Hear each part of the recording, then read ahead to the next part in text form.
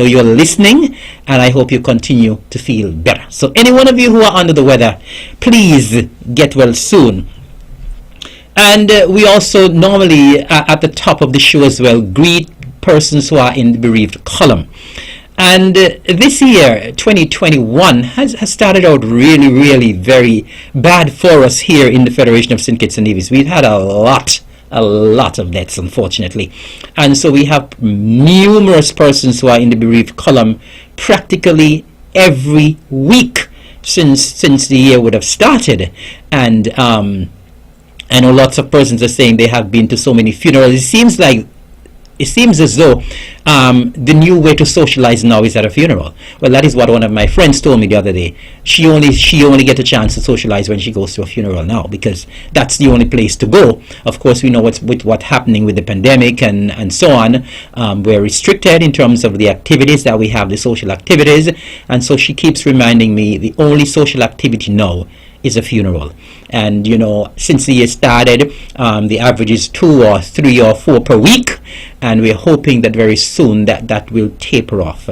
And so we want to greet and say good night and sympathize with those who are in the bereaved column. We know that for the entire year since January started, people have been in the bereaved column every day. And I want to say good night, and I want to especially thank persons who would have sympathized with me. In particular, I would have had a death. My adopted brother, who would have been laid to rest on Saturday, this past Saturday, Leroy Kelly from Matchman's Village.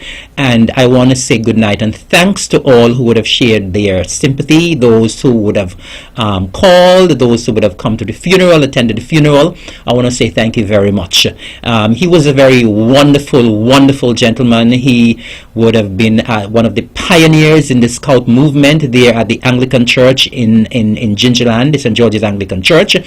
And I believe if we had the Scout movement around now, we would not be having so much antisocial behavior as we are having now with our younger folks. Because of course we know in those days when there was Scouts and Guides and Brigade, and those were the days when everybody was a part of a group.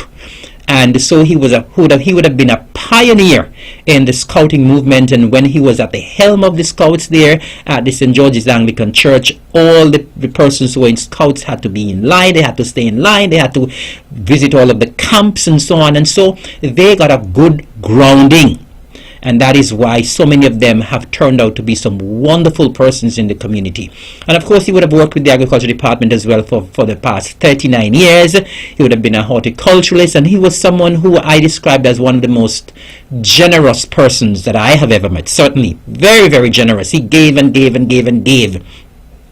Even when he didn't have anything to give, he gave. He gave, and most of the times he gave away himself. And so I want to thank those of you, as I said, who would have sympathized with me. And I also want to thank you as well, because I have another death, and that person is my great aunt in St. Kitts, from Upper Market Street, St. Kitts, Maud Tyrrell. She would have been from Nevis. She would have migrated to St. Kitts many years ago, and she's one of those persons who never came back to Nevis. She would have gone to St. Kitts before I was born, and I don't think she ever came back to Nevis. And so she would have passed away. She will be laid to rest tomorrow. And I want to just greet my family there in St. Kitts, the children, make sure I have the names correct here, the children Winston and Patsy and Willie and Cabo and Glendora and Selvin, and of course the grandchildren as well, including Sean and Johnny and Abasti and all the others. And I know it will be a difficult time for you to would have lost mommy and mama, and she will be laid to rest, as I said, tomorrow at the let me get the name correctly. She will be laid to rest tomorrow, I believe, at the Christian Life Assembly there at the Bladen's Commercial Development, and that funeral service will be at 2 o'clock tomorrow, and the viewing will be from 1:30. And so I want to show solidarity with my relatives there in St. Kitts. I'm sure a lot of persons didn't know that I had so many relatives in St. Kitts, so I want to just warn the folks over in St. Kitts, you can't say too many bad things about me over there, because I have loads and loads of family members over there on both my mother's side and my father's side. And so, once again, to all of the family, huge family, there in St. Kitts, I'll be there tomorrow. Of course, I'll be in Parliament, but I'll be leaving Parliament early to attend the funeral of my great aunt. She was the last of the sisters. I think there were 5 of them, and she was the last. She lived to a ripe old age of 93. And so she will be laid to rest. Those of you who can go to the funeral tomorrow, you are reminded that you are to observe the COVID-19 protocols, to wear your face mask. I believe that those who will be traveling over from Nevis, they will have transportation arranged for you as well. And so once again, I stand in solidarity with my relatives there in St. Kitts. They're on Upper Market Street, and wherever spread across St. Kitts you are, I greet you. Hold on and keep the faith. God will take care of us in these very difficult times. I also want to say a special good night and sympathize with the general manager here at Vaughan Radio, Mr. Everett Webber Herbert, and of course his siblings Jennifer and Kelvin and Myron. They would have laid their mom to rest yesterday after a service at the Combermere Methodist Church. And I have to say that what a wonderful, wonderful human being she was, Lorraine Agatha Herbert. Well, I called her Auntie Lou. We had a very, very close relationship. I did a little brief tribute yesterday. I had to cut it short because we were running late. But I just want to say here again tonight what a wonderful and caring and loving person Auntie Lou was. She was someone who was always bubbling with life. She was full of life. And once you were around her, you can feel the love emanating from her. Every time I met her, I got a great big hug. And, you know, she was someone who was always very jovial. Always jovial. And every time I was around her, I mean, there was always a joke, something to laugh about. She was just such a happy woman. And, you know, very, very kind. I believe she was one of my biggest fans when I worked here at the radio station. If most of you would recall, I used to be on Vaughan Radio every Saturday night with the Saturday night mix, and I always look forward to coming here at Vaughan Radio. And what a time I normally have here when I was on the radio station. And every Saturday night, religiously, I would get a call from Auntie Lou, and every time she called me, I can feel her positive vibes in her voice. Every time she called, I could feel the positive vibes in her voice. And, you know, I always look forward to those calls on a Saturday night, and she always had something complimentary to say to me. I know sometimes when she called, she would say, "Man, I like the song, and I hear dance, you know." She was just that type of person, full of life, a live wire. And I certainly will miss her. As I said, she was a fabulous, kind, generous person. I remember when we used to have the Herbert Beach Affair over at Herbert Beach. I remember vividly, she and Auntie Flo used to be there as well. And, you know, she would always take care of me. She would call me by the booth and said, "Come, you ain't gonna pay for nothing here. I'm gonna give you whatever you want to eat and drink. You're gonna get," you know. And so she was always kind and taking care of people.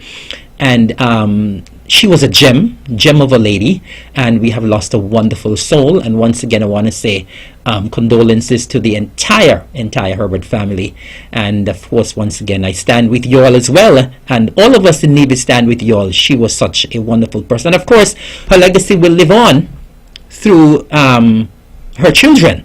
And as I would have said yesterday, she was a great fan of Vaughan Radio.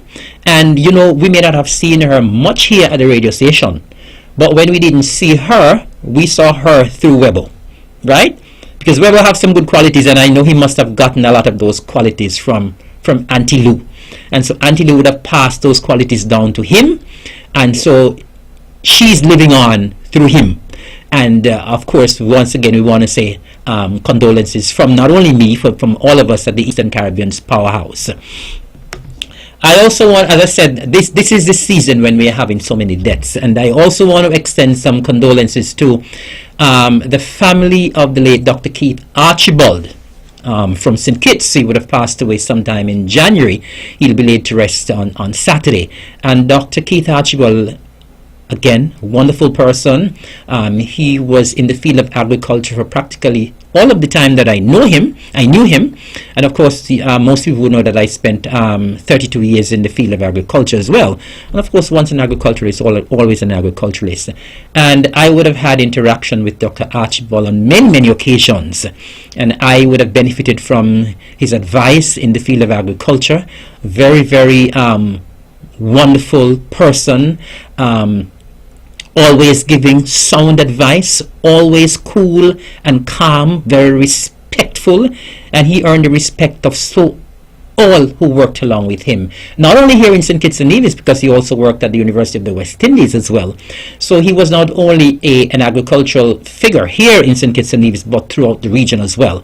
And so the agricultural fraternity here in St. Kitts and Nevis and throughout the region, we have lost a stalwart, and I want to extend heartfelt and deepest condolences to the family of the late Dr. Keith Archibald. Dr. Archibald the funeral will take place on Saturday, and he'll be laid to rest here in Nevis on Monday.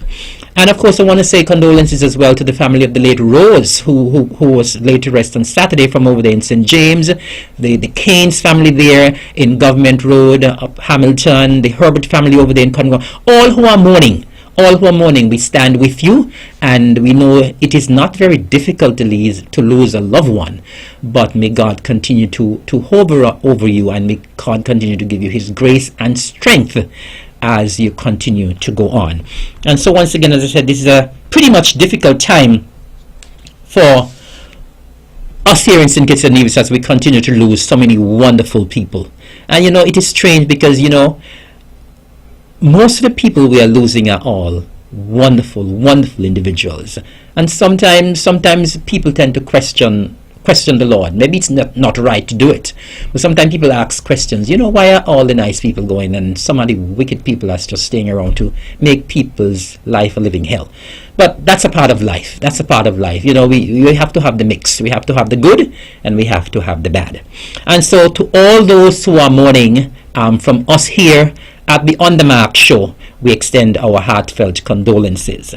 Now, we move away from the sad part now, and we go back to some congratulations now. I want to extend some congratulations to the Early Childhood Unit and the Department and the Ministry of Education. They would have invited me to be part of an activity last week, Wednesday. They are having this activity called Read With Me, and I was very privileged to have been asked to sit in for the Honorable Troy Liber, the Junior Minister of Education, who couldn't make it last week, Wednesday evening there at NEPAC. And I have to say that I was honored to be called, and I was honored to be one of the persons who was able to read to the preschoolers. I had a wonderful time doing that, and I hope that the preschoolers would have enjoyed the story that I read to them. And I must say that I was very impressed with what I saw in terms of the organization of that event, how it was, the stage was nicely decorated. I was actually blown away when I went into NEPAC and saw how the Early Childhood Unit and the Ministry and Department of Education went out of their way to get there prepared and really look the part for the preschoolers. And so we have to continue to take care of our preschoolers, make sure that they learn to read from that tender age, and we have to continue to encourage the parents and the guardians to continue to read to the preschoolers, and so they could get in that reading habit from that early age. So I really want to say congratulations to the preschoolers and to the Early Childhood Unit and the Department and the Ministry of Education for doing what I would call a splendid job. I believe that they have another session. Is it this evening or next week? I believe they have another session coming up sometime though. But I was very happy to be a part of that session, and I thoroughly enjoyed being there at NEPAC last week, Wednesday. And while we're talking about congratulations as well, I want to just hop over to Sugar City St. Kitts and say congratulations as well to my good friend Mr. Carrie Maynard of KM Landscaping and Nursery. He is celebrating his 25th. He and his business celebrating his 25th anniversary. I would have attended a function last week, Friday. I was asked to be a part of that function in terms of making some remarks. And as I said, I felt very privileged as well. I've known Mr. Maynard for quite some time now, and his business has grown tremendously. I was particularly proud when he went up to the podium to speak, and when he chronicled what would have taken place with his business from the time he started 25 years ago to where he is now. I mean, these are the type of young persons who we need to elevate. These are the young persons who we need to lift up, and these are role models that we should not take for granted. And when we see these kind of things happening, it shows that young people in St. Kitts and Nevis, they have the ability to grow, to start and execute and grow a successful business. As I said, when you hear the story of where Karim would have come from and where he is today, I mean, when I stepped into the nursery there in Molyneux, I was practically blown away, because I know he has two establishments, one in Bird Rock, one in Molyneux. I'm accustomed to visiting the one in Bird Rock, but I've driven past the one in Molyneux, never went in. But when I went there on Friday, I must say that I was totally impressed with what I saw, the magnitude of the business. It could compare with what you see in Puerto Rico, in the US, and so on, the high quality plants. And I must say kudos and congratulations to you, Mr. Maynard, for 25 years of solid business. And it's good as well when locals can be so successful, and not only be so successful but can give back. Because what we learned there at that ceremony as well is that Karim, now celebrating KM Services now celebrating 25 years, he would have given a gift to 25 students, I think it was primary school students on St. Kitts, and he would have donated 25 foxtail palms to help decorate a section of the island's main road in St. Kitts over in the Molyneux area. And so I believe that was a very, very good gesture being done by that landscape and nursery. And as I said, these are the kind of things that we need to hear more about. When bad things happen to young people, they are magnified, and we hear a lot. But when these good things happen, these are great, fabulous examples. We need to hear more about these, because we need to continue to support our young businessmen and women, our local entrepreneurs, our small businesses, because these same small businesses can assist in growing the economy. Of course, we see what's happening now with COVID and what is happening with the tourism sector. And we must now be looking inward in terms of what we can do here in St. Kitts and Nevis. We must continue to support these young persons, these entrepreneurs, and we must continue to ensure that these small businesses continue to grow. And so once again, kudos to you, Mr. Maynard, and your entire team. I mean, this is a business that's hiring quite a number of persons, and of course we know we are into tourism as well. The plants add to the ambience and so on, and so I think he's into a wonderful business. It continues to grow, and it shows how committed he has been over these 25 years.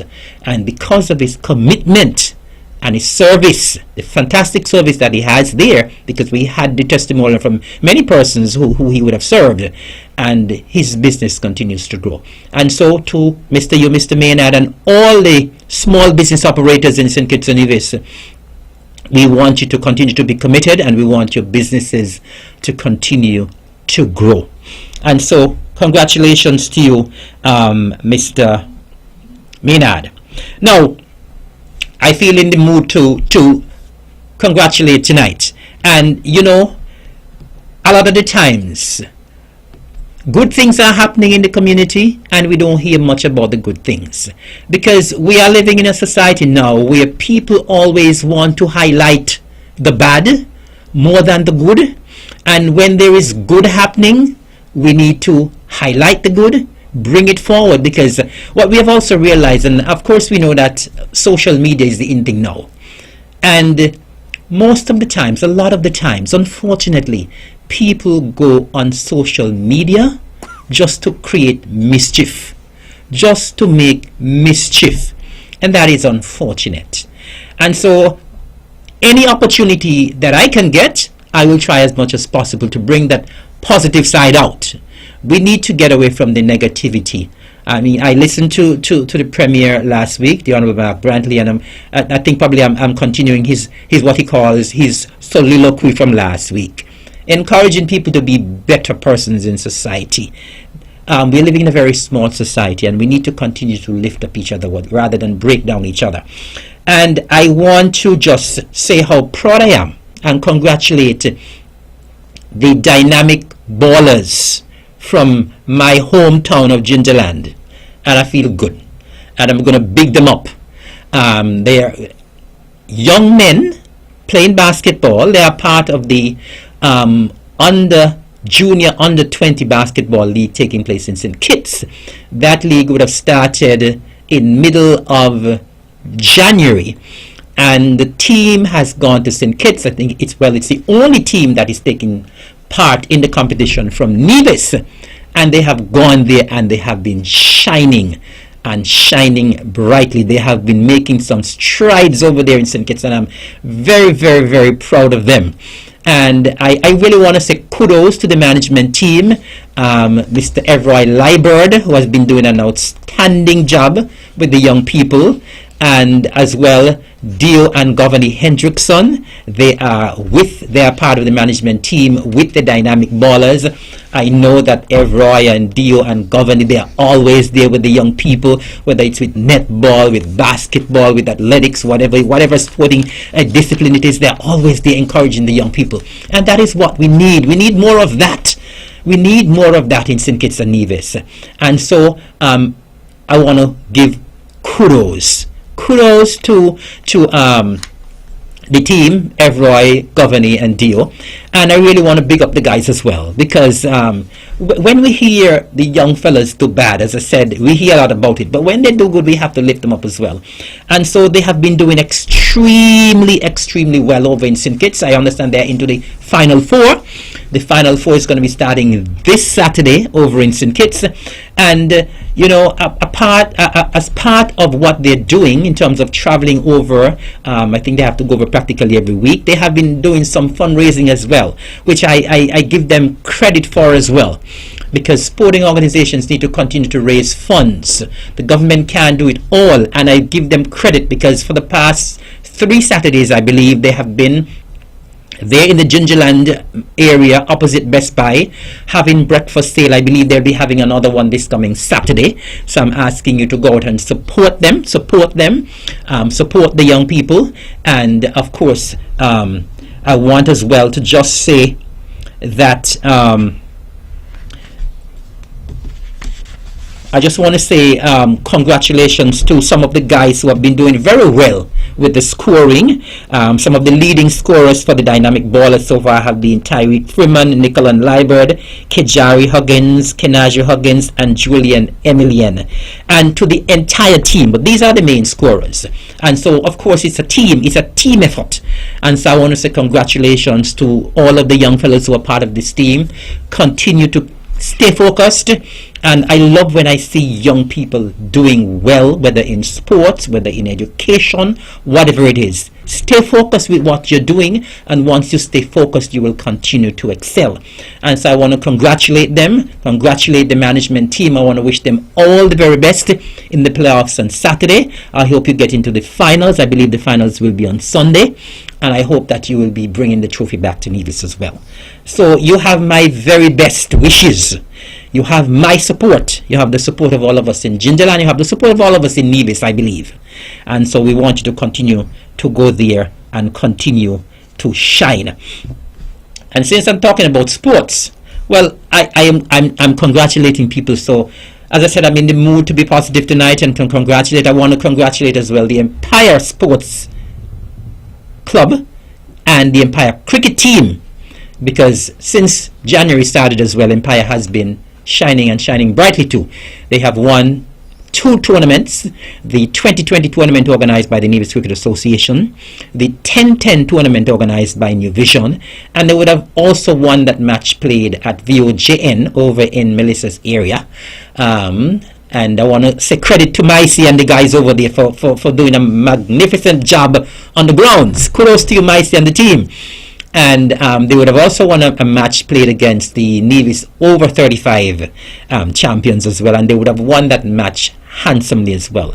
So credit and kudos to the Empire cricket team. Of course, I'm extra proud because I'm the president of that club, and so I'm hoping that they will continue to shine. We're going to be talking a little more about sports in a little while, but I just wanted to bring that positive spin to things here at On The Mark, because I, for one, I listen to the show almost every Wednesday when I'm available, and a lot of the times there's too much negativity, and I don't want. I'm sounding the alarm now. I don't want any negativity on the show tonight.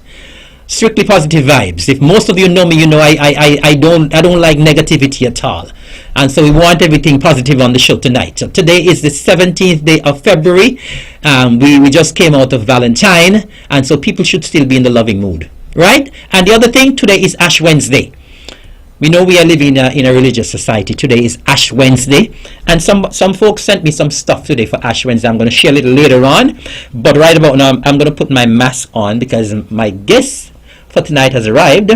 But I want to say as well that the lines will be open. I'm going to have my guests. We're going to be speaking about a particular area, but you can feel free to call in at any time and interrupt us. Anything that you have on your mind that you want to share. I know there are some regular callers to the On The Mark, so if you want to call, do not be afraid to call. Our numbers are 869-469-161-61700. So anytime you call, our lines are open. We have someone on the line. Okay, good night. You're live on The Mark. All right, please, caller, could you please call back? Okay, so once again, our lines are, yes, good evening, you're live on The Mark. Good evening. How are you, sir? E. Yes, sir. Double E. You know what I mean? What? And I have Eric evening. Yes, sir. All right. How you doing, man? I good, how you doing? Well, I doing gooder than you. Oh, that is wonderful. Wait, how come you beat your friend tonight? Oh, man, she must be cold. But it's cold up here, It's very cold up here in Nevis tonight. Very cold down here too, but when I hear you say wind high up there and it's cold, I say, let's take that. Anyway, Evelyn, I get two new friends today up there too. You did? Yeah, man. Talk to me. They're new to me, but they're old to the program. Okay. So they say they listen to the program every week. Mm-hmm. So I tell them, they say, mine. Now call me name. I say, no, man. Your name is Pudding and Tail. But back tomorrow I tell you the same. You always crack me up when you come on. Okay. I will send up some potty that you could catch up the crap. All right, sir. Now, I love what you say here in the last part. The one thing about the word negative, it is good to the corona. But it's not good for talk shows. That's right. Precisely. That's what you said. No negative things tonight here. Definitely. Right, so who feed on negative vitamins don't come. That's right. Thanks for helping me spread that message. I love it, man. Good. I love it. I love the message. I like how we open. Thank you, sir. And I want to send my sympathy out to the manager for Van Radio. Yes. And his family, all his relatives, on the passing of his mother. Yes. And to everyone in Nevis and to everyone in St. Kitts who have lost loved ones and friends. And you know what happened in these times here? Look, unity is a word that nobody can destroy. That comes out the Bible. Right. Look what happened here now. Once ago, not too long ago, when we hear death announcements, is a lot of people down in the teen and the 20s. I know. And they die as a negative result. I wouldn't even say how they die. We all know that. And it happened, that was a disease contagion all over the world, but then for our little federation, that was too much. I know. And we all been wondering when this thing is going to over and stop. Everybody say, well, okay, some people throw up their hand, and some say, no, don't throw up your hand. Once there is life, there is hope. Oh, certainly. And thank God that the unity government had the vision to say, look, let us do something here, call it Peace Initiative. Yes. And whatsoever it takes to get good results, it cannot be too valuable to use it. Definitely. And that's what the government did. People say, well, they're paying these kind of people to stop this and stop that. Well, if you got to pay a man $500 an hour to do and shoot one man or two men, it's worth it. So therefore, I have to commend the government to come up with the Peace Initiative to cut down that deal. Yes. Now look what they put. Look what these younger generation people put themselves into now. They put themselves into something positive, and they could walk free anywhere, here and there. They could jump on a truck, go right around the island, leg up from Charleston, go Gingerland to a job. They don't have to duck down in the truck and lie down and hide and jump on. That's right. And when the bossman reach and he's looking for them to come work, they don't jump on long time because of the behavior that was going on. So, they were afraid to go away, to go places. So thank God that the divine intervention changed the farmer administration and bringing this unity government. Yes, sir. That they use a vision, and look how peaceful the place is now. Thank God we don't have them kind of thing here around with the corona. That's right. Because the little 2 and 6 pence population where we got, I don't know when that they will ever stay and know that they will blow it quick. So thank God for that. And while I'm here, I want to highly commend the Honorable Deputy Prime Minister, Honorable Sean Richard, for the way he handled the program last night. Okay. Yeah, leadership matters. Yes. In the absence of the Prime Minister. He did well, and so were the others on the panel. But for a Deputy Prime Minister, Sean, I highly recommend you to go anywhere to talk. You can. You go just like how you see Honorable H.E.E. is doing tonight. You're the best. And I'm tell you I love your spirit. Yeah. When I go anywhere, I got to look at people go and say, hello, you have anybody in Nevis? And say, who? And I got and say, who you got in Nevis? They say, H.E.E. I say, okay. I have a lot of families in Kitts, eh? That's what I say. A lot. Well, I got to be careful. If somebody tell me something and I don't like, I will say I love you. Okay, all right. Because I don't want to offend your family. Please don't. No way. Because my family don't love me, eh? Eh? My family don't love me, eh? I know that. All right. Not only your family alone. Everybody down here love you, you're lively, Thank you, sir. And when I hear you talk the other night about the amount of things you see, garbage you see when you come down on the boat, I say, well, we got somebody like us down, who hate to see garbage. That's right. Well, this morning I was listening to a program on ZZ, and they were talking things about concerning skeleton down here. And I know a bladder. I ain't gonna say a balloon, I'm gonna say a bladder. Why a long time you hear that? I never know a bladder could knock out current that it affect the whole city like over Frigate Bay. Somebody let go the helium balloon and he went up in the air. And it tangled up the bus and tangled up on the wire and blow out everything over Frigate Bay. So, well, I saying this to say that the person who let go the bladder. You got the word wrong now, it's bladder. Bladder? Bladder. Oh, yeah, because that was where the blood was. The bladder. Yeah. When they let go that bladder, they don't know when that they bust on the job on the earth, that is littering. I know. They should be charged. Well, let me move the way because somebody else wants to come in positively. Thank you, sir. And I'll be back. No negative thing here tonight. Definitely. Anybody start back off. Trash back. Back off. I agree with you. Yeah, trash back. Definitely. Okay. Then Thank you, sir. You have a good night, and thanks for calling as usual. Yeah, Diane, give me a call. I'm waiting for it, I know you listen. All right, sir. And Cutie, come in. Okay. Take it easy. Yes, okay. AGE. All right, sir. Yes, All right. you. And just before I bring in my guest as well, I have to congratulate. Do we have another call online? Good evening, caller. You're live and on the mark. Hello. Good evening, Double E. How are you? I am not bad, and how are you doing? I'm doing okay so far. Fantastic. Psalm 23 verse 6, surely goodness and mercy shall follow me all the days of my life, and I shall dwell in the house of the Lord forever. I afraid of the man there. That's the man that we've been attacked you. The long Cutie says so. All right, sir. I'm sure he's listening. Have a good night. How we beat you tonight? Well, maybe I was very well, not the winner blow. All right, Cutie. Okay. Take care. Have a good night. You too. Bye-bye. All right. So yes, I want to just say congratulations to the Four Seasons Resort.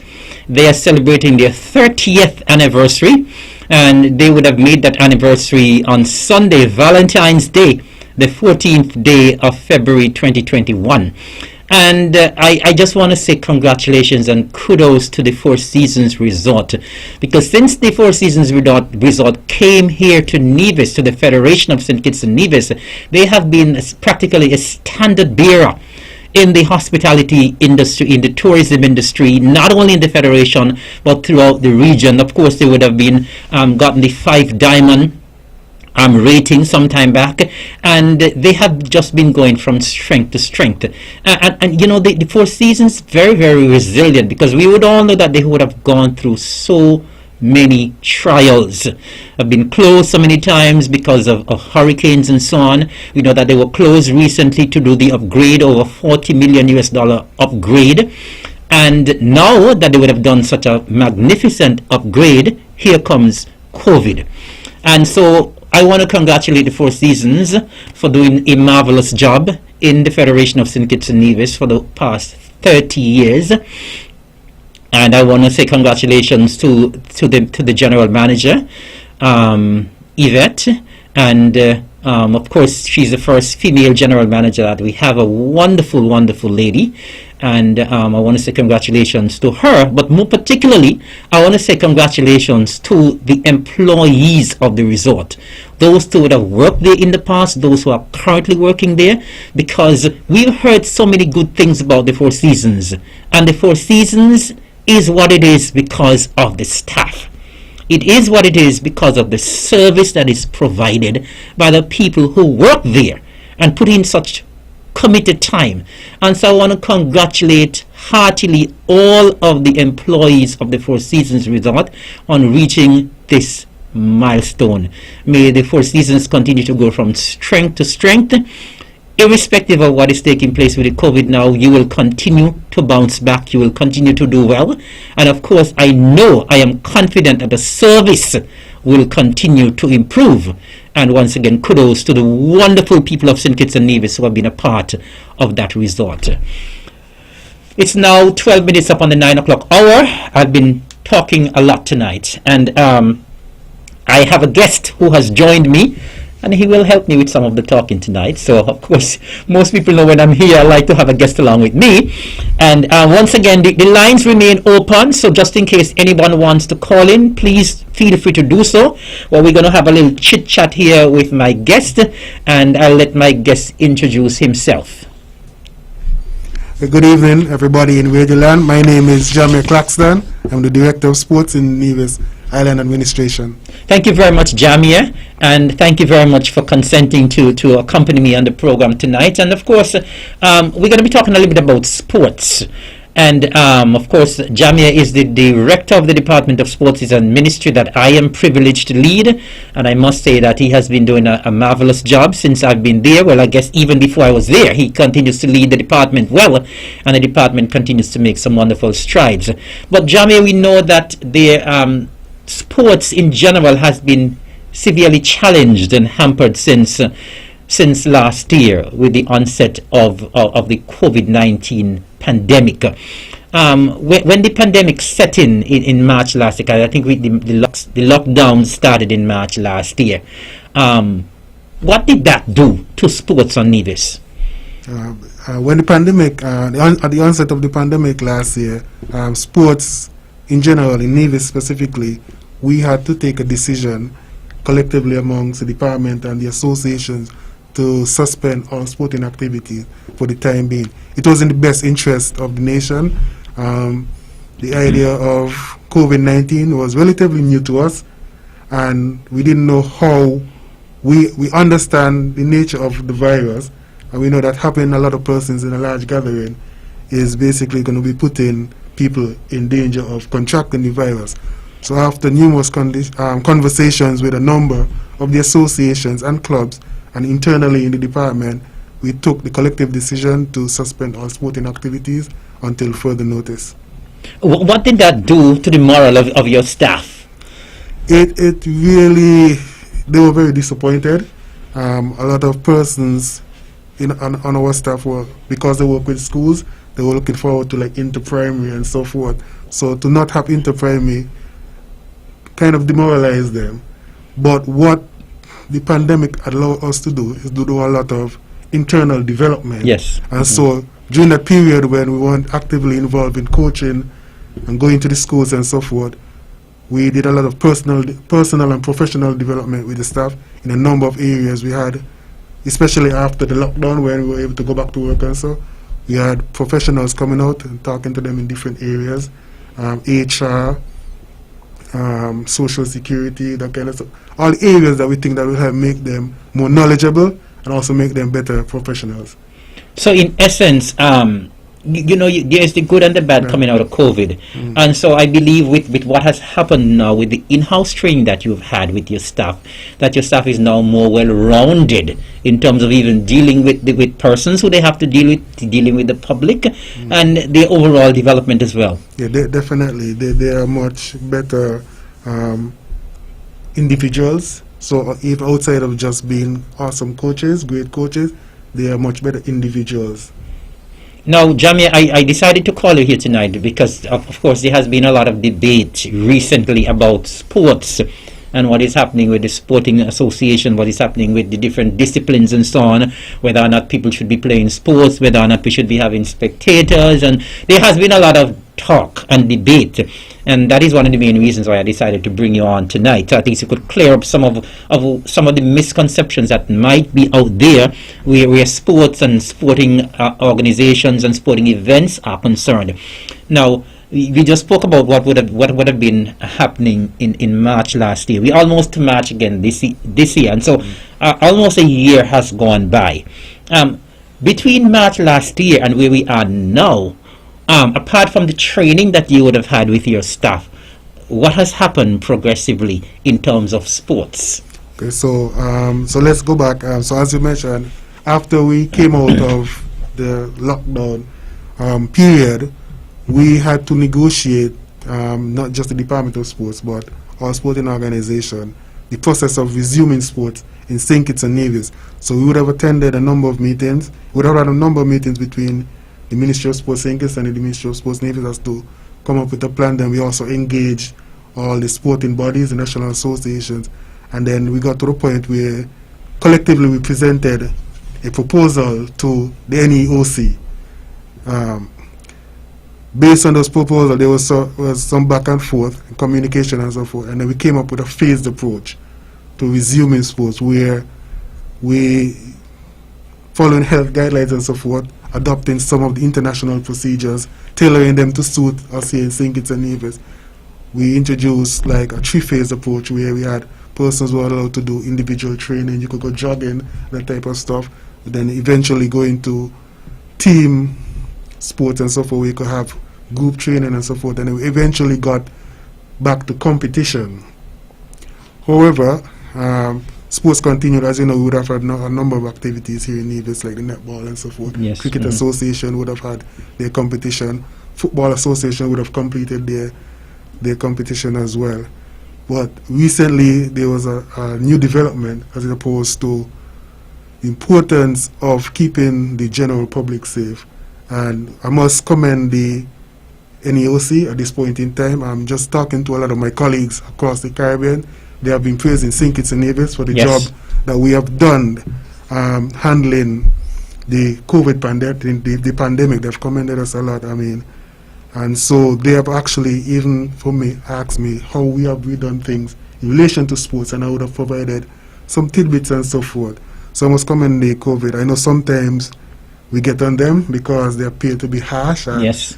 sometimes, even myself, sometimes I challenge them because I may recognize some inconsistencies. But generally, they have done a great job, and that's why we're in the position we're at.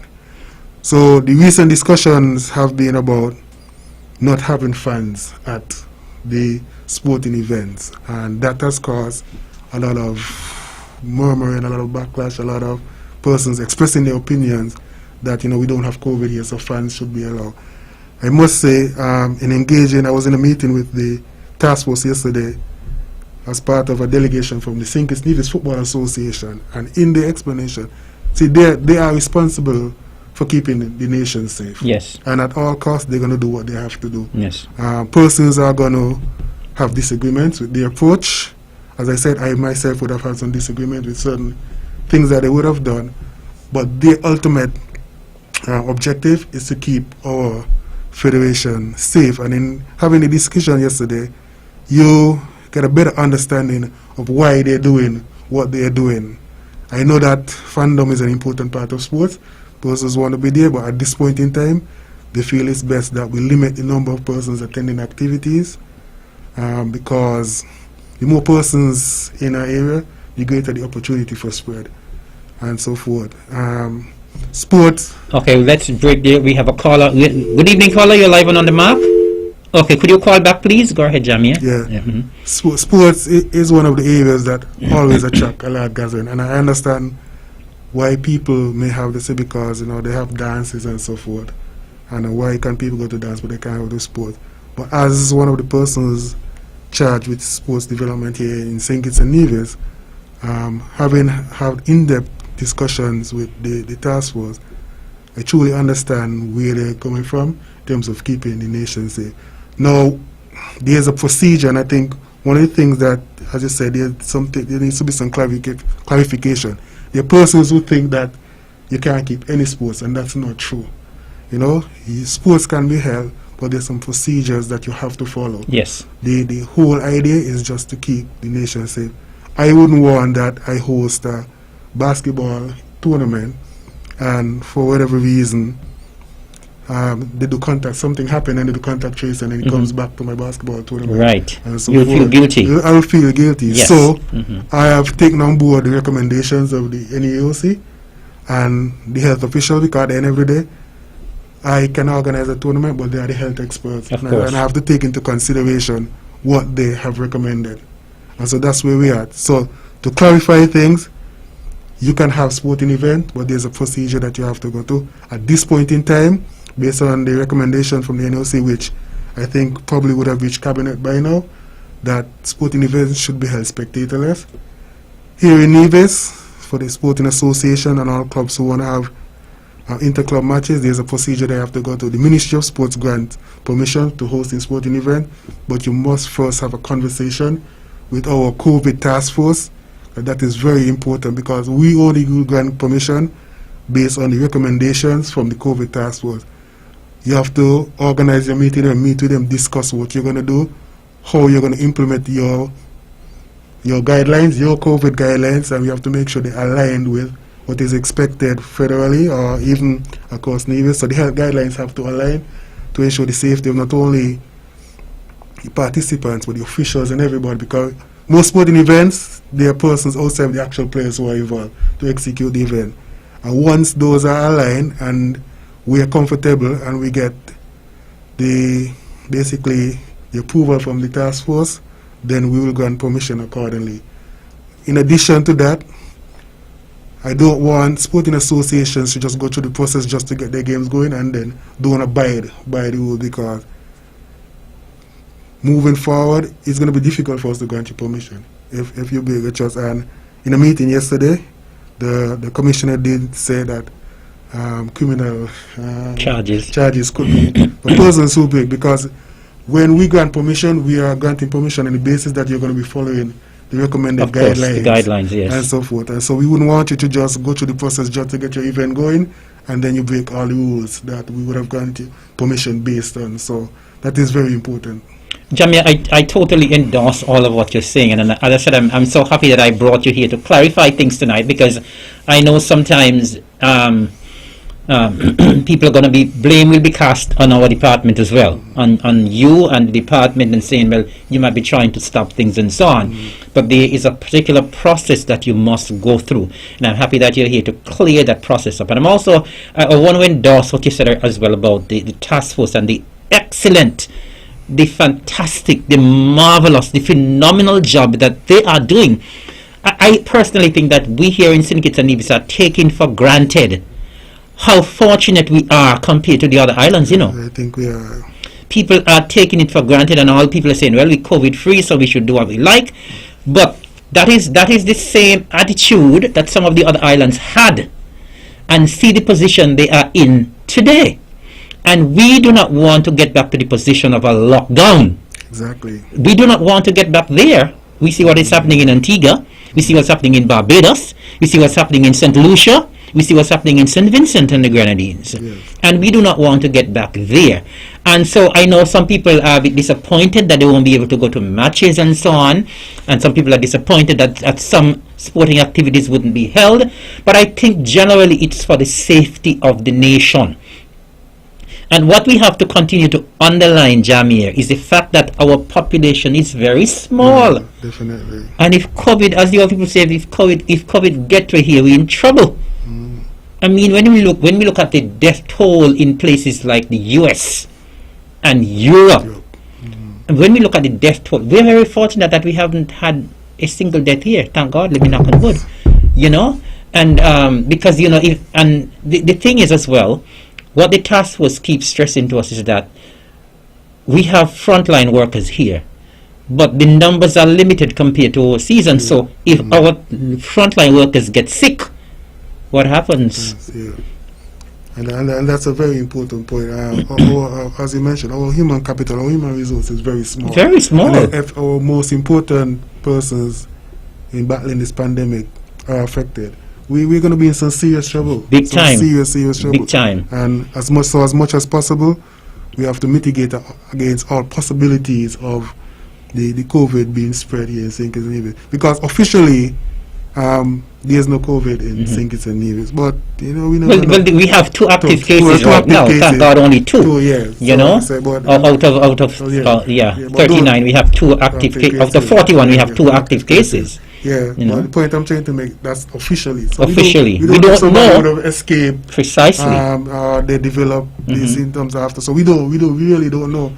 So the more chances, the more opportunities that we take to put things in place to mitigate this spread, then it's better for us, because we definitely have a population that cannot take a serious dose of COVID. Certainly not. Serious. I mean, as you said, I mean, people from the other islands are praising us. Yes, they are looking favorably at us. I know. I'm in a group chat with some parliamentarians from the Windward Islands and so on. I mean, I was in a training in Canada some time back, and we have a group chat. We have a call online. Good evening, caller. You're live and on the mark. Yeah, I am back. Yes, sir. Yeah, good evening to your guest there. Good evening, sir. I like how you're doing with your sports. Thank you very much. And I will tell you something. A lot of people tell a lot of lies, you know. Big people who know better than that. They're going to see the warning sign come up. Do not do this. But they're going to still disobey and go do it. And when the consequence come now, hear them. If I didn't know. You didn't know. So when you don't get in your pocket, don't say if you didn't know because you didn't know, but you put the knowledge behind your back. So it's good to obey. Of course. Because now, our population, our 2.8 million population in the Federation can hold in a stadium, some stadium in the world, you know. The stadium will swallow us up. Okay. Many times. Quarter of the stadium empty. Precisely. So when people going to be doing the ignorance just for a couple minutes or hours of pleasure, you ain't worth it. No, you're right. Ain't worth it at all. So I want people to understand we are a model for the world now to look at and follow. Big time, big time. And because of that, that can bring coppers in our cash pan. Because a lot of people would come here and say, boy, let me go down there and see what they got to offer. You see, look how Nevis ain't got no load of cricket field all over the place like St. Kitts, and Nevis produced so many great cricketers. Mm-hmm. Everybody wants to know what happened up Nevis, so why the cricketers them so outstanding. As you look, a player from Nevis get picked to the West Indies, and nobody from down here. So it's something good about these two little islands, and we should all appreciate it. Oh yes. And cherish it, because we ain't nothing to go, you know. Mine, look at big Jamaica. Big Jamaica in the Caribbean, and look what happened up there with Mr. Covid. and Jamaica who hold the federation in its two short pocket. And still got room to put in a lot of money. Now, I got a little thing for you. Honorable H.E. Yes, sir. I got not a Calypso farm, I'll give you a thing there. At time I was in a restaurant in St. Thomas, and he had two patrons in there, husband and a wife. And they were eating, and while they were eating, pop! A roach dropped down on the roof in the food. Well, the wife said, we ain't paying for that, you know. And the proprietor carried them court, and I had to go as an evidence. When he went to court, the judge asked the what do you call it, the accused, what happened? And the wife said, while we were there eating, you know, pop! A cockroach drop in the food. And we said, we ain't paying for it.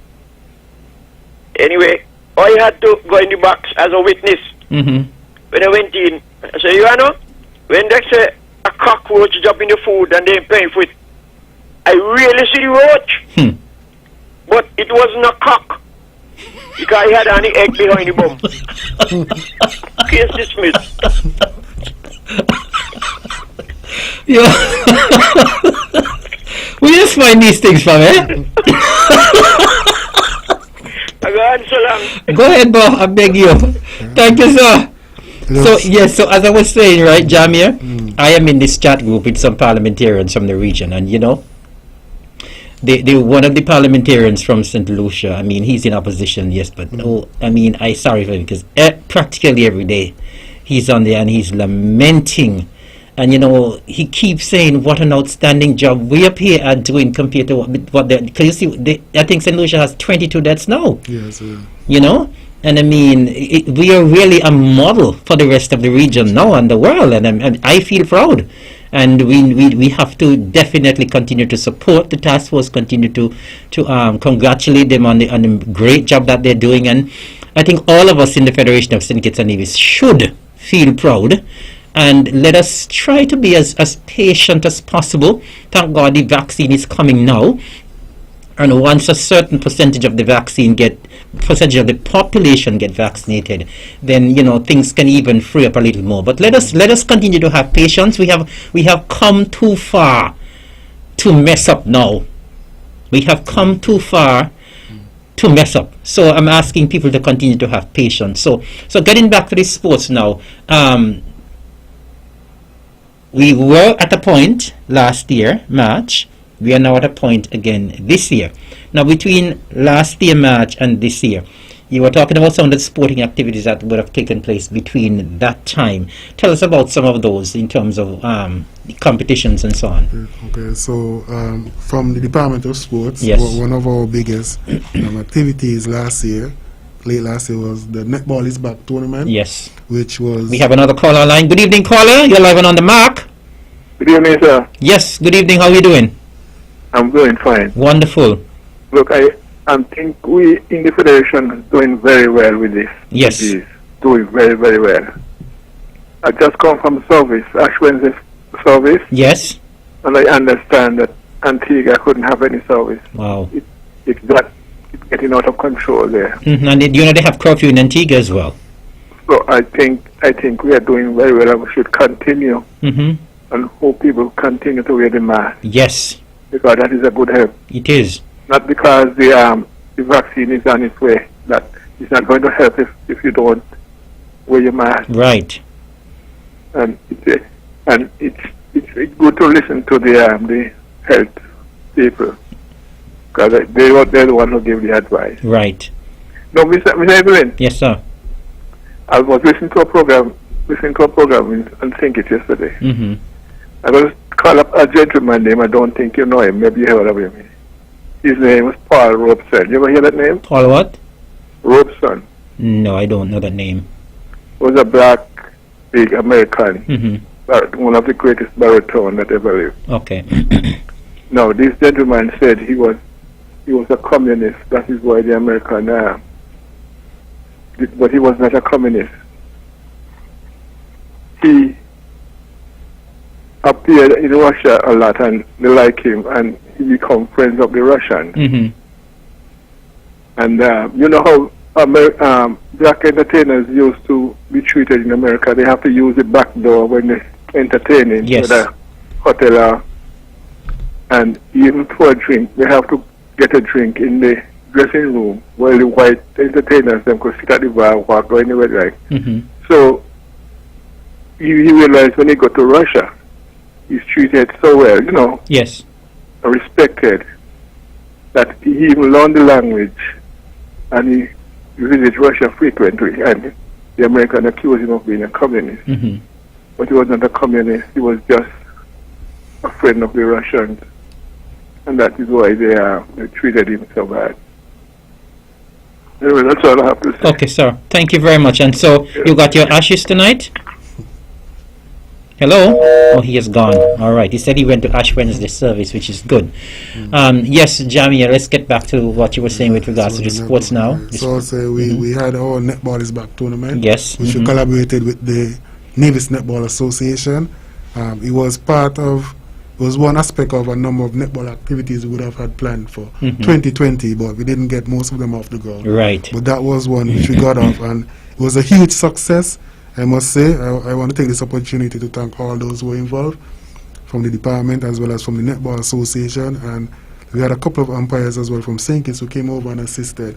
So I want to thank all of them, because without them, the tournament would not have been that successful. But the fans who showed up shows that there's an appetite for netball Certainly. here in Nevis. I was pleasantly surprised. So that was one of our major events for the year. As you know, because of COVID, we only had a couple of events in 2020. We also had the high school championships, of course. Yes. We got it off the ground basically a week or two before. Just in time. COVID would have hit, and that again was another successful event. So those are our two major events as far as the Department of Sports is concerned. Yeah, could you break? We have another call online. Good evening, caller. You're live and on the mark. We missed you. Could you call back, please? As I said, the lines are open and you can call in at any time. Yes? Yeah, those are our two major events that we were able to execute. We had plans. We assumed that 2021 would have been a lot better, but it hasn't gone as planned in terms of... Good evening. You're on the mark. Could you hold there, Jamia? You said you want to know which service, which church you went to? I was asking if you got your ashes. St. James Anglican. So did you get your ashes? Yeah. I got your hand for it, yeah. Wonderful. All right. Okay. Thank you. All the best. Yeah. All right.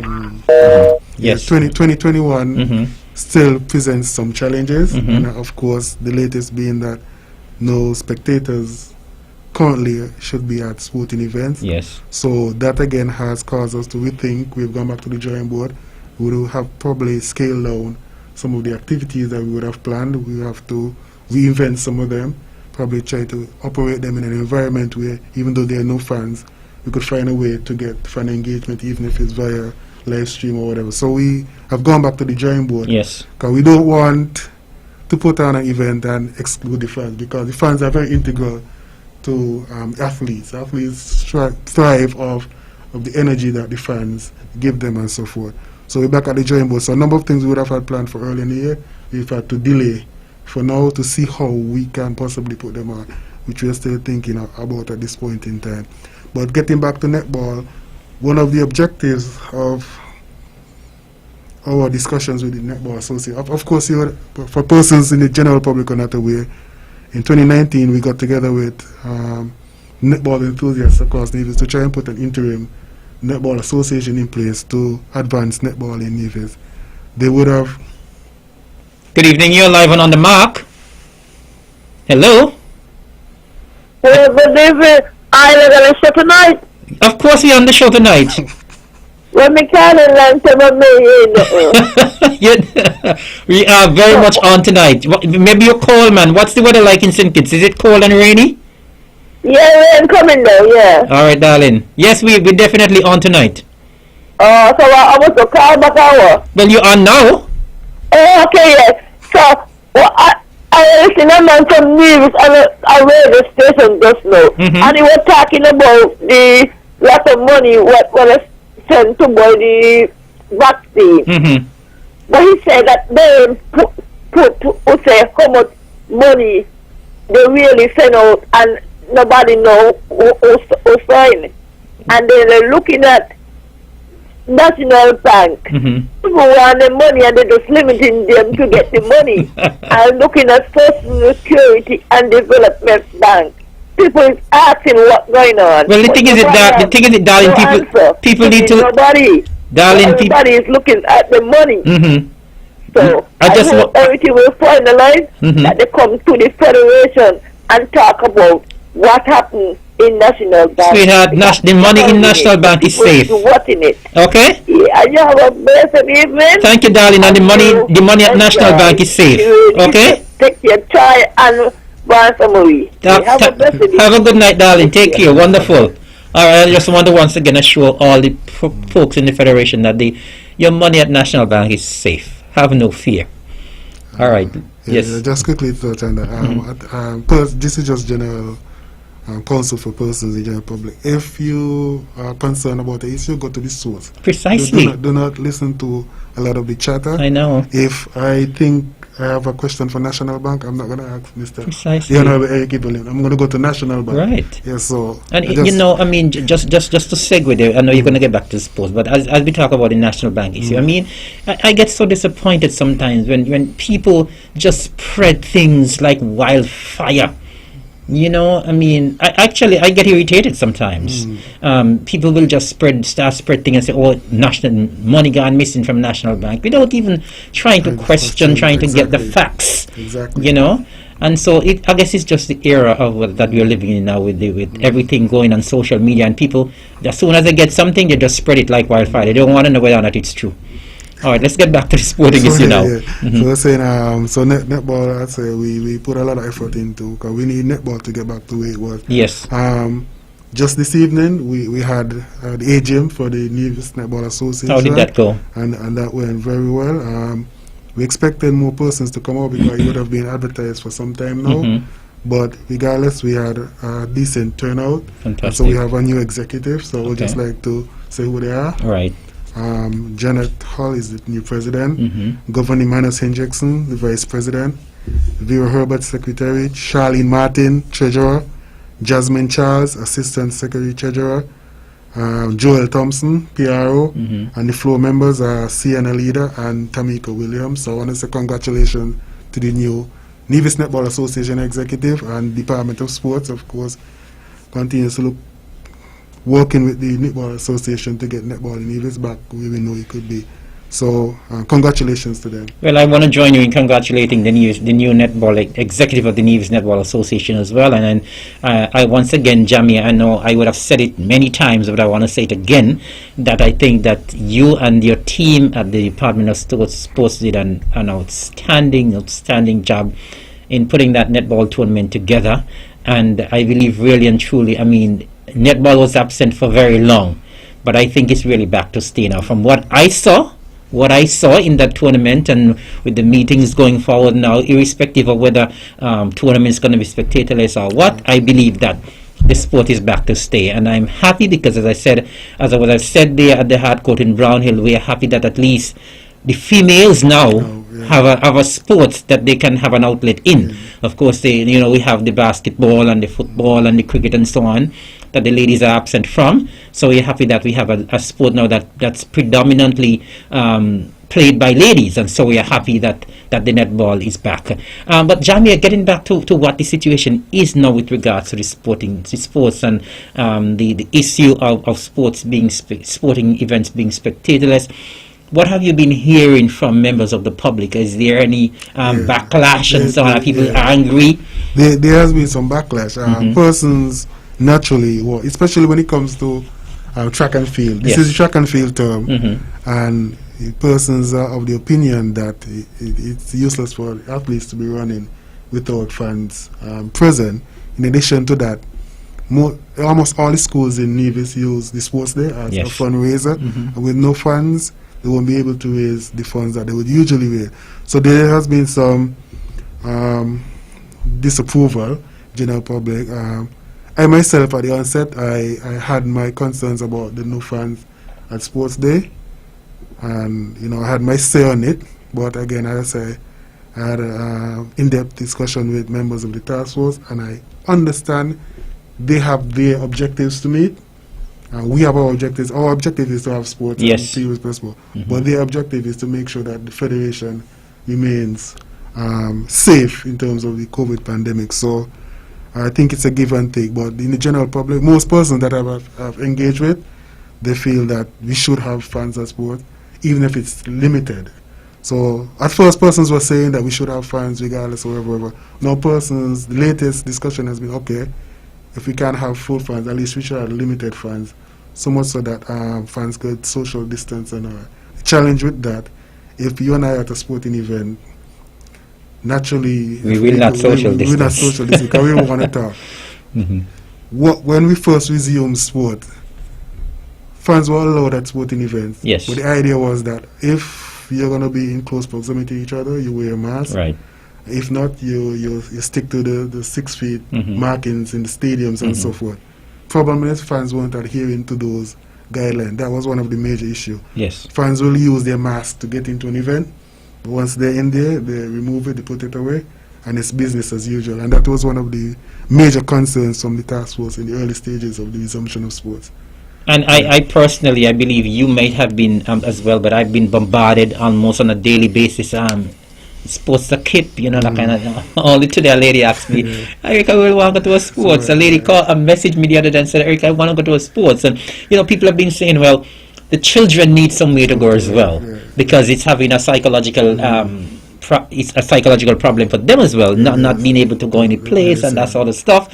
And so the argument is there for sports to be held, and there's also the argument that children need to continue to be active, because of course if you're not active, you'll have obesity, it leads to NCDs, and so there's a lot of arguments for and against, and a lot of arguments as to why sports should be held and whether or not there should be spectators or no spectators and so on. So the argument will continue, and as I said, I've been bombarded all the time, and I'm wondering if you're bombarded so many times, especially about the school athletics. Yeah, I'm bombarded a lot as well. One of the misconceptions in the general public is that the department and the Ministry of Sports control the school sports. I have to keep telling people that's controlled by the Department of Education. I have to tell people almost every day. Yeah, we assist them, and the Department of Education, I know because I've been having conversation with the Permanent Secretary, Mr. Barrett, Zena Katsa. They are exploring all options. They have been, Mr. Barrett would have had meetings with the task force already, so they're looking at all the possibilities. But we have to understand that the schools, the ministry and department cannot just go ahead and do what they want to do, because there could be consequences and so forth. So they have to be guided by the health authorities. So I know persons keep asking when. I know from the conversations, they're waiting the final word from the last conversation with Mr. Barrett. A proposal was submitted. Yes, to I'm aware of that. The COVID task force. Very comprehensive proposal. Very comprehensive, very detailed, and a very, very good proposal in my opinion. And so they are just awaiting. We cannot say that sports is going to be held without getting the green light from the relevant authorities. And that's, I know earlier you mentioned we have to exercise patience. Yes. We have to exercise patience short term and long term. Yes. You just have to exercise patience at this point in time. Definitely, and I want to assure persons out there as well that it's not for a want of trying, but the department and the Ministry of Education have been trying. Yeah. But as I said, they have to have the discussions must be held. They must be held with the task force. They're the ones who have to advise us in terms of going forward and having these sporting events and so on. But in terms of spectatorless sports, though, Jamie, we see that is happening right now, regionally and internationally, and it seems to be working. Yeah, it's working. It's working because in those countries, especially internet, even as much as those countries may have more resources than us, they may have probably in some cases better health infrastructure. Right. They recognize the importance of not having fans. I know, for example, a number of players who play in the UK who represent St. Kitts and Nevis. Right. Their fans had similar opinion that why shouldn't fans be at the games and so forth and whatever. But eventually they had to adhere to it because it was for the best interest of safety. So eventually the fans understood. They had the same uproar at the start when, for example, the English Football League and the NBA so decided to suspend fans from attending games. There was an uproar as well, similar to what we have in Yes. But people eventually understood the importance of not having fans at the game. It was in the best interest of everybody. So hopefully, I mean, all people will eventually understand, as you would have mentioned. Most of the organizations that I've been a part of, we have submitted comprehensive documents to the NEOC, but they, and it's the reason why I'm starting to understand about, they see things that we don't see. Yes. We see things about getting our events Yes. going and so forth. So sometimes in a meeting you make a good presentation, but they say, well, what if this? And then you never thought about that. it, Yeah, right. and then you say, you know what, that makes sense, you know. So the process doesn't go as fast as, and I say I continue to commend them. I mean, yesterday we had a discussion with them in terms of international match and so Yes. forth. And we had a great plan, but having a discussion now, things came up about the corridor of containment and so on. You know, these different things that the normal person Would not think wouldn't about. think about or care about. Yeah, but when they present it to you, you understand the importance of why they're doing what they're doing. Yes. Yeah, so it's something that we will have to get used to. I know we just have to be patient and say the day is going to come that way. Things are going to return to normal and we're going to get back out there. Definitely. Now, I assume as well that you're the director of sports. You're the bridge between the task force and the sporting associations as well. And I'm assuming that you would have had discussion with the sporting bodies, and you would have. We'll break as we take this call. Good evening. You're live and on the mark. I am back. Yes, sir. Yes, man. H-E-E. Yes, sir. I want to highly commend the stationary police in Nevis and the mobile police. Yes, sir. Because if those stationary police never pick up the wife or went to the quarantine place, go get your husband, whatever.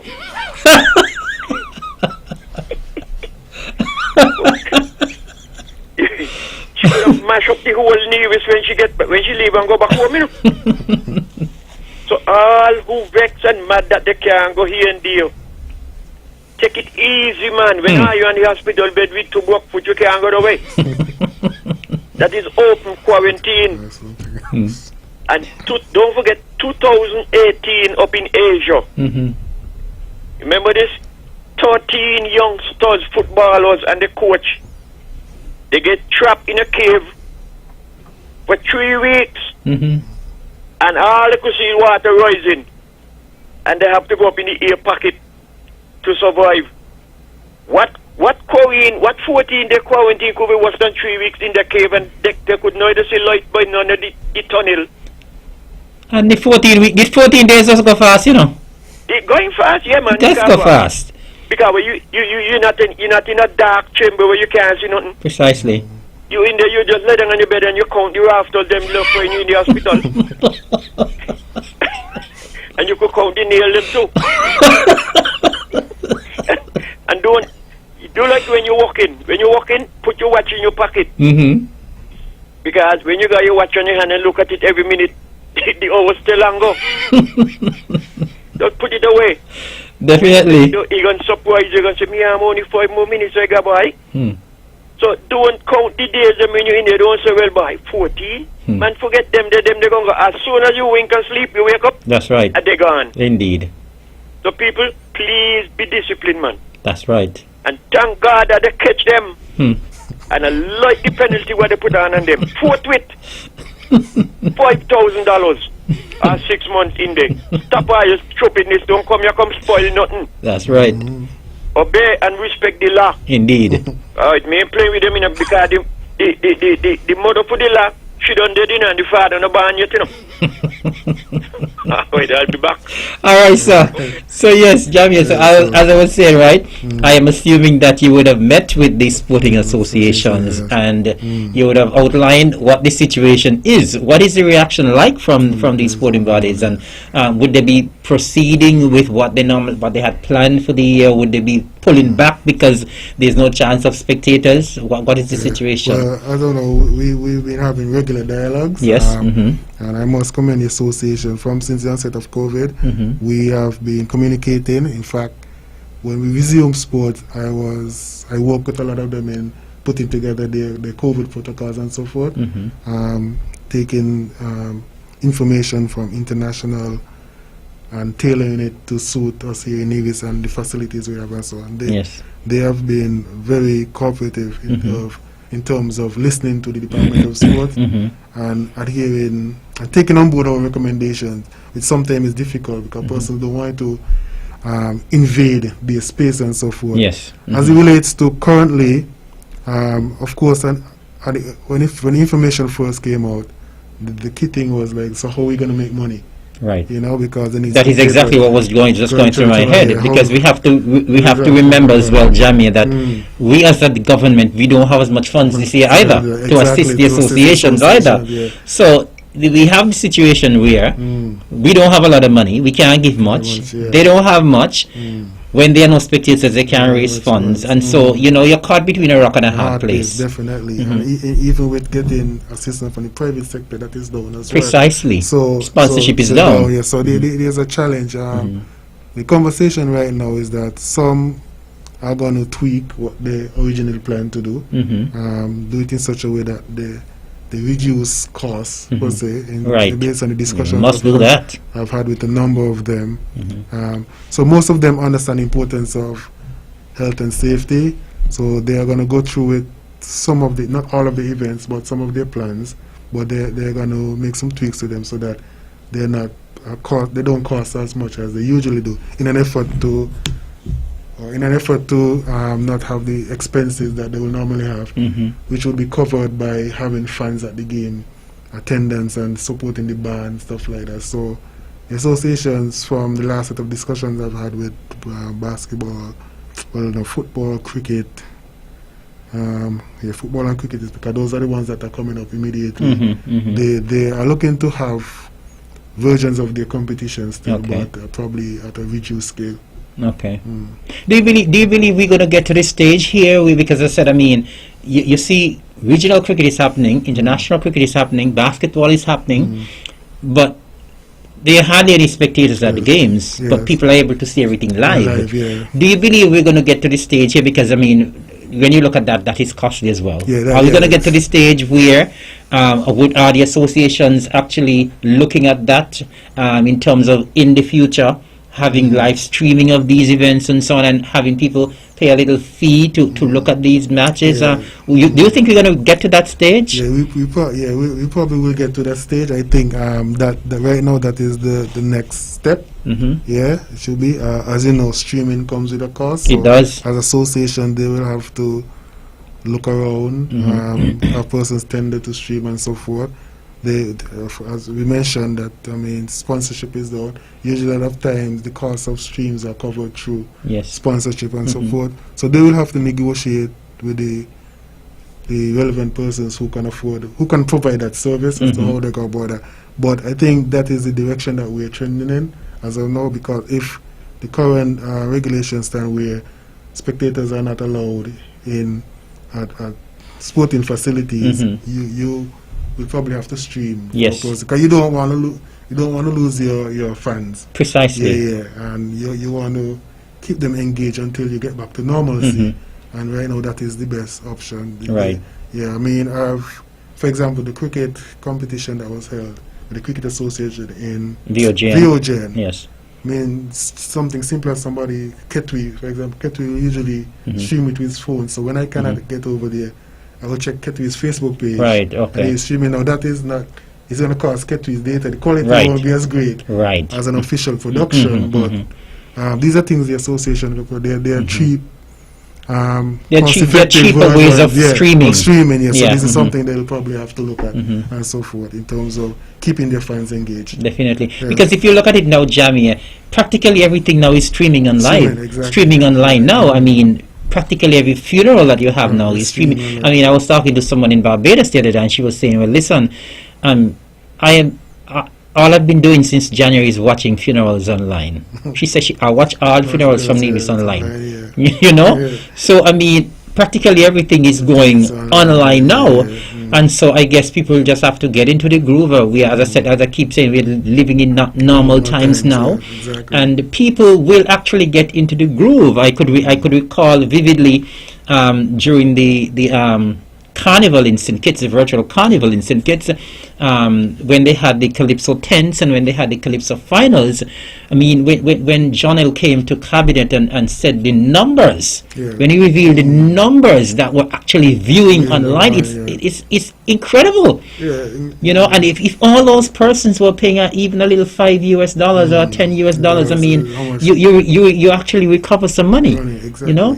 I like the advantage of the online platform is that a lot of time you'll get viewers that wouldn't actually go to the precisely. Yeah, I mean, and also you have the opportunity of getting viewers from across the world rather than just locally. So the online platform is definitely the way to go. We have seen through this pandemic that it has been successful. Yes. I mean, from the carnival, as you said, funerals, even election, the campaigns and so forth. The online platform has been very successful. I mean, sometimes we have individuals on social media who just go on to go live, probably going live cooking or something, and then, you know, they get 400, 500, 600 views easy like that. So it's something that I think the associations definitely should explore. Some have talked about it. As you mentioned, there are cost-efficient ways of doing it. Yes. So you definitely have to do it, because that's the only way you're going to keep your fans engaged.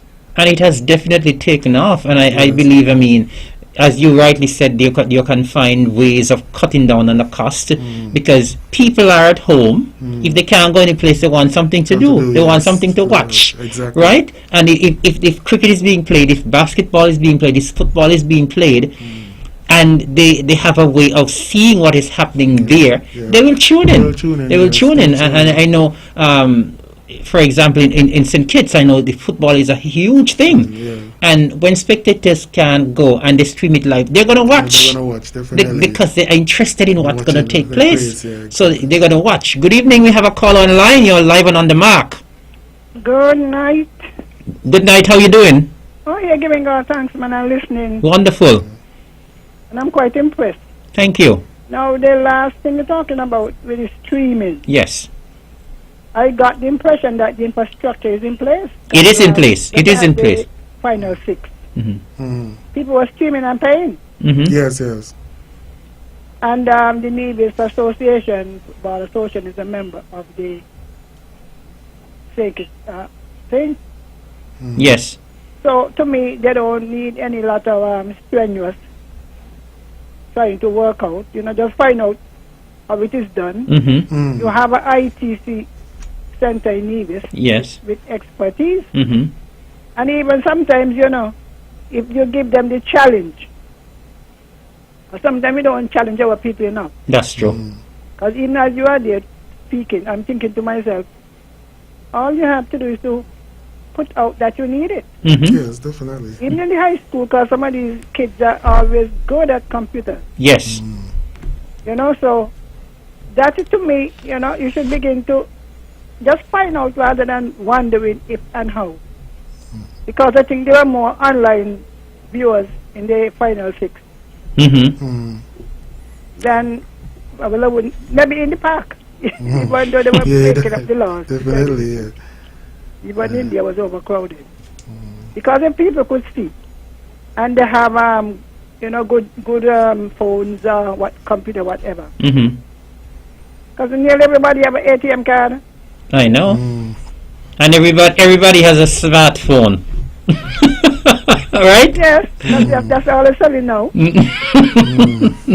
So sometimes rather than waiting and thinking, give the people a challenge. Of course. You challenge the ITC center. Because I hear you all have some good technicians. Yes.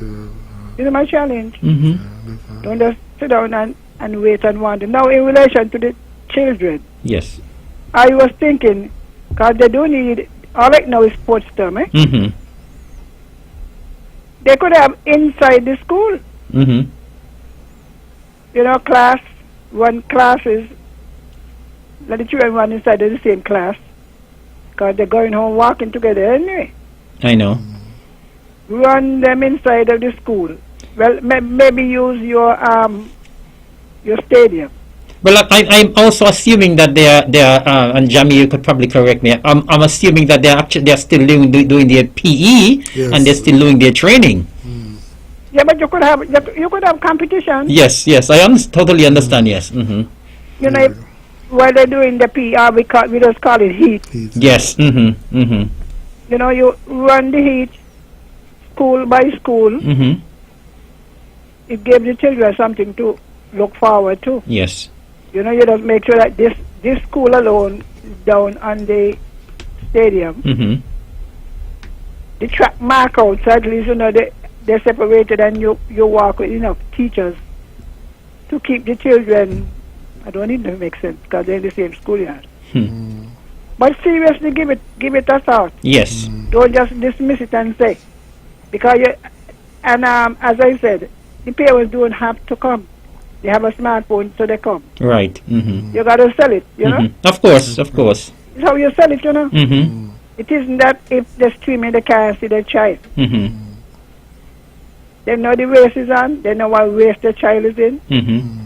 They're able to watch. It might even save them some time. That's right. The child is going to run the 100 meters. So So don't just abandon it. Because I kept thinking about it, I say, this is heat and so. And the children are looking forward to it. You're right. And all of them don't run, and this is a good time, because everybody gonna want to run now. I'm telling you, I thought about high school, you gotta beg them. I know, especially in the high school. The girls classic. So if you want to know, you want to go and me can't see me female, right? So give it it's a challenge. It is. It's a challenge. Just accept no audience, no spectators, and do it still, but offer streaming. Right. And find out the mechanism, because as you say, people are streaming their own thing. They go and using their own phone. Yes. But if you could have an organized thing, even because I heard on the radio that the Football Association planned to stream free the first week. Okay. Well, you know what that means? Free the first week. It means pay the second and the third. So think like that. Well, it's a give and take. If you get the first week, you can pay for the second week. Because you would have already been enticed. Of course. And you would want to continue to watch. Yeah, because the first week is just warming up. So I want to encourage you all. Don't just sit down and say, well, you present your plan. You go for the no spectator, because no matter how you tell them, as the gentleman says, they come to the gate with the mask and they take it off. Precisely. They hear 6 feet or even 3 feet apart, and they're jumping up in the same crowd. That's right. So think about it. Yes. Don't just have it hanging like that. Actively put the thing out to the schools. We can have the competition and add up the points. Yes, of course. And I was thinking, more inter-island competition. I think, how many football teams you all have in Nevis? Yes, it fluctuates between 7 and 9 every season, because sometimes some clubs, for whatever reason, don't participate annually. And I think there are two teams from Nevis that normally participate in the St. Kitts Nevis League, right? St. Kitts League, yeah. Bath and Hard Times. Yeah. You got to motivate them because it's young people, you know. Yes. Young people, and I was even thinking sometimes if they could have dedicate a community center. Sometimes for them to sleep over. Because they're kind of hectic. You just don't play rushing to catch a boat. You know, we need to have facilities that could accommodate the sports people. Yes. Otherwise, it become disheartening. Some of them have to go to work in the morning or whatever. So think about it. Thank you very much for your call as usual and for your wonderful contribution. You're welcome. Okay, have a good night. Touch on two things that the caller would have spoken about. One, I agree with her, but it's up to the association to engage persons who could probably provide the service. Yes. As she would have mentioned, there are persons, there are youngsters in the schools and so forth who, with some tools, could execute. Of course. It's an opportunity to them to build their resume and so forth. Of course. So, that's the responsibility of the association. They will have to engage the service provider. As it relates to the sports in the school, I think keeping this sport, the actual sport, the children participate, that ain't really the major issue. Right. The major issue is now the schools where we have to decide if the cost of keeping the sport is it worth it based on, remember that they can't raise funds. Is it worth it? So it's something that they have to weigh the good and the bad. Because I've heard that argument as well, that we won't be able to make any money, but at the same time we have to buy medals. Exactly, right? And we'll have to probably pay to stream. So it's a delicate balance. It's a very, very delicate balance that you have to weigh. But we are really hoping that things can get better. Hopefully by next year with the rollout of the vaccine and so on. But as I would continue to ask people, please let us remain vigilant. Let us be patient. And whatever we are told to do, whatever advice we get, we just have to continue to abide by them. And I said, I'm happy, Jamie, that you will have been having a discussion with the associations and they understand what is happening. Yes. They understand what is happening. I know the fans would get a little upset, but they as well will have to understand. Of course, we know since the pandemic would have started, as you rightly said, sometimes the measures that we are told about, we are given, sometimes people get upset. But in the end, people realize, well, listen, these are for our own good, our own benefit, and I believe in the end, people will understand. Definitely. We have a call online. Good evening, caller. You're live and on the mark. Yes. Good evening, Eric. Yes. Good evening. How are you doing? Just one thing. Well, first let me tell Mr. Claxton he needs to speak a bit more into the microphone. I could hardly hear him. Okay. Apologize.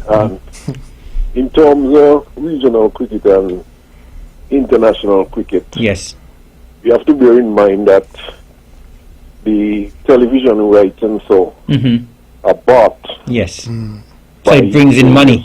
Companies and so. Despite the fact that there might not be any spectators, they're making money. Right. You understand? So, that is why so many countries are so eager to have something going to play cricket. Even, Sri Lanka is going to Antigua and yes, being into a bubble there and playing against the West Indies and so on. And the West Indies board would be making money from that. And those are some of the reasons why they are so keen to tour, because money is to be made, but I guess on a local basis it's a bit more difficult to get the sort of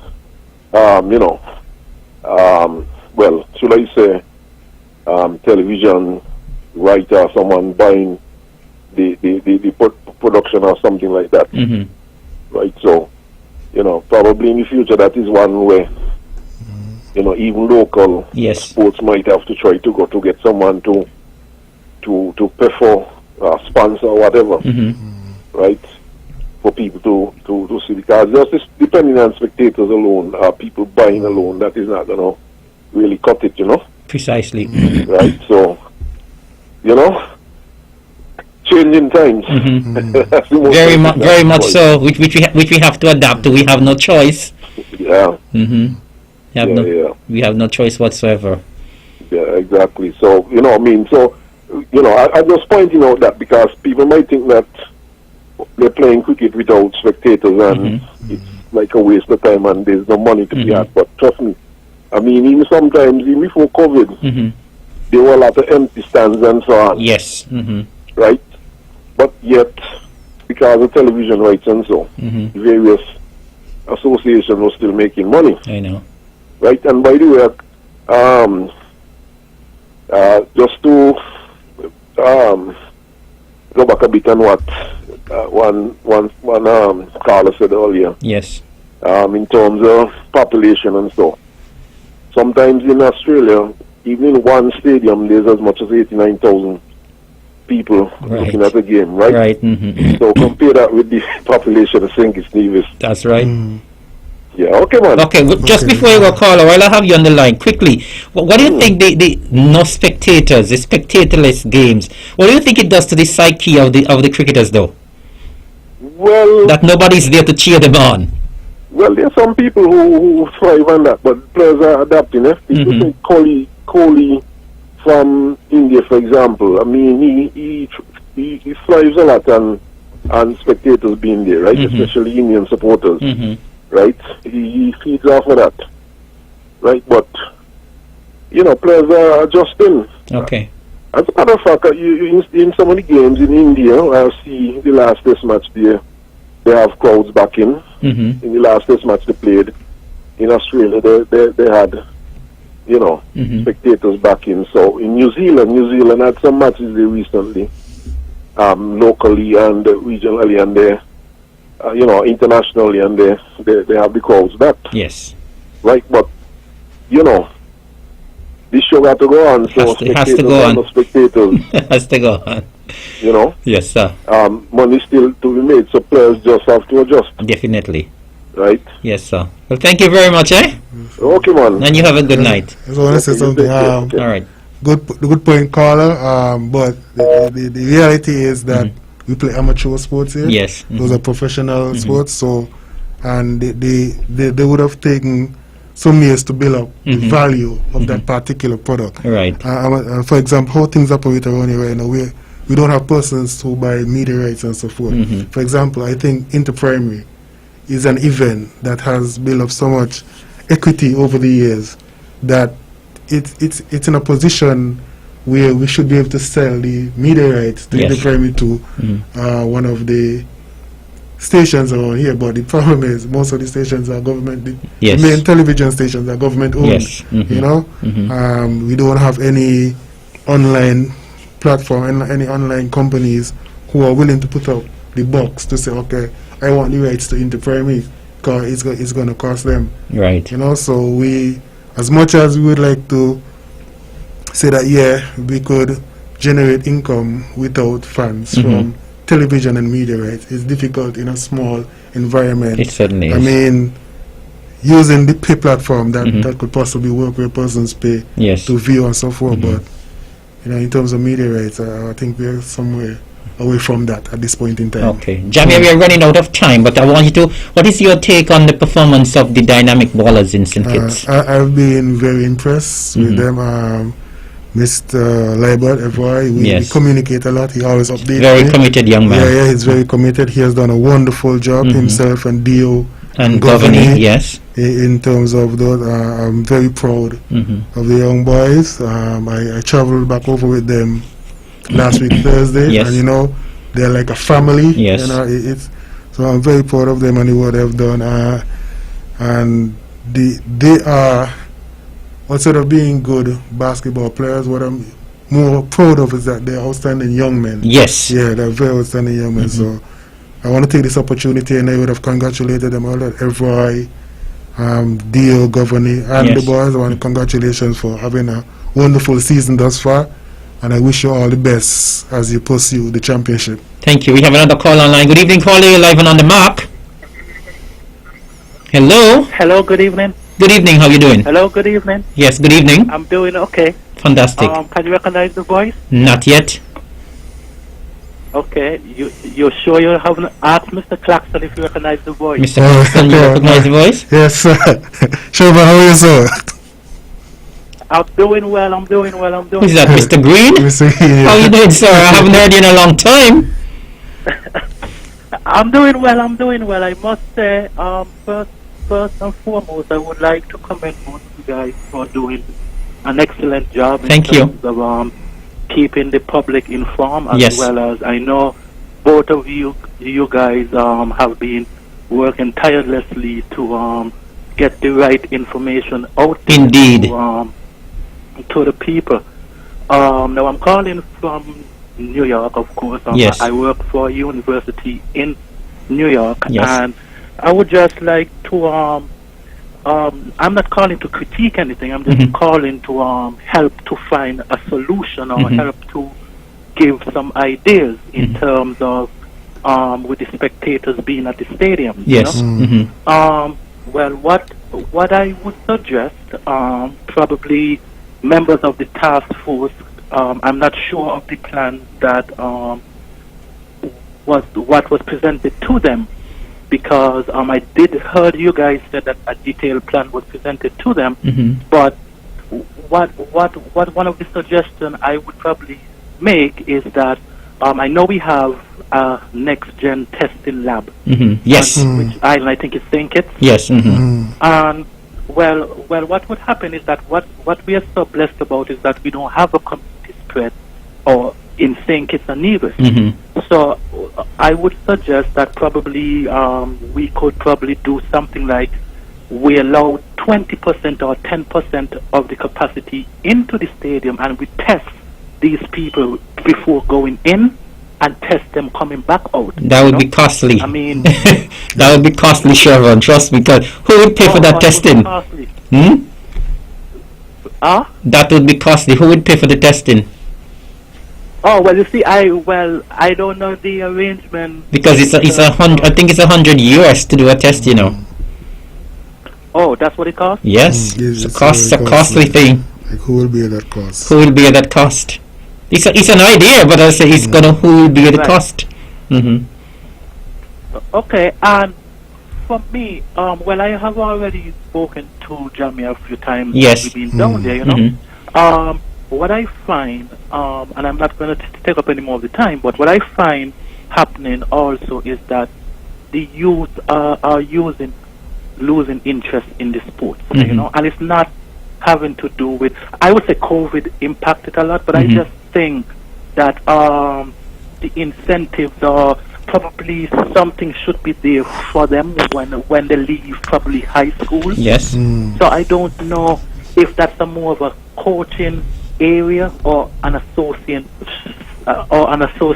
area, you know. Yes. To where probably I know we have amateur sports on the island, but I mean I don't know if something can be proposed in like cabinet or something to say, you know what, let's try to develop our sport tourism, because I mean, make no joke or not, both islands have excellent athletes. Yes. Very talented, you know, and I know something could be done in terms of like, not now of course, but I mean in the future as we brainstorm ideas to get beyond COVID, to how to like develop our youth and keep them motivated, you know, because it's hard for them to see other islands or other people getting like some kind of an incentive, whether it's scholarships, whether it's getting paid to do the sport, you know what I mean? Yes. So That's just my... Okay, sure, Ron. Thank you. You're right on the button. We're almost out of time. Thank you for calling. Okay. And stay safe and stay warm.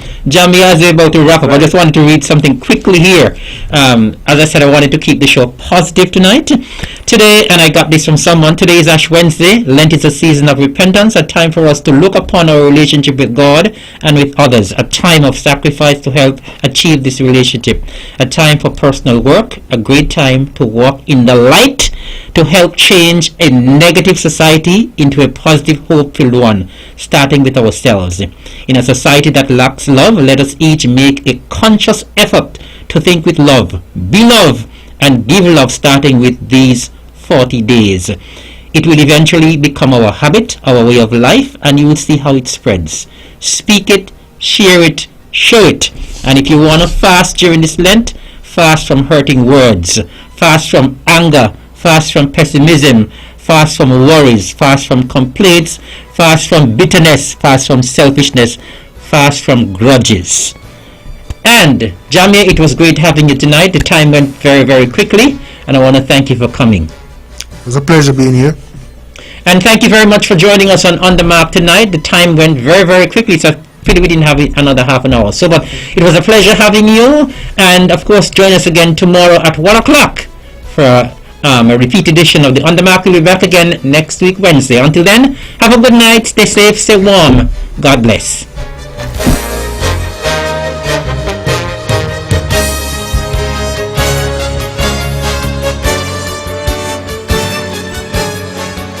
The views and opinions expressed on the preceding program were solely those of the participants and do not necessarily reflect the views of the Nevis Broadcasting Company Limited or its advertisers.